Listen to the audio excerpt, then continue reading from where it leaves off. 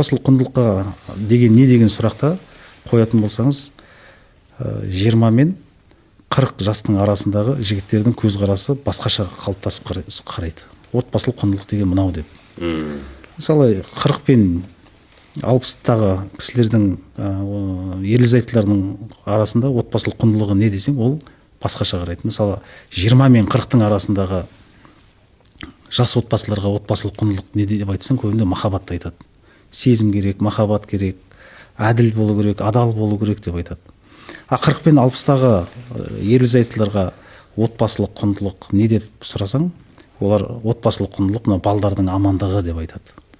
Балдарымыз аман болсын, балдарымыз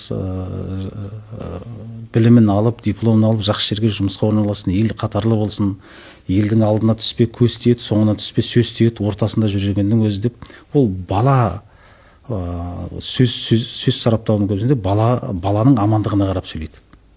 Ал енді 60 пен 80-нің арасындағы кісілерге отбасылық құндылық не деп сұрасаң, ол кісілер өзінің қартайған шағындағы басқа кейіпте қарайды.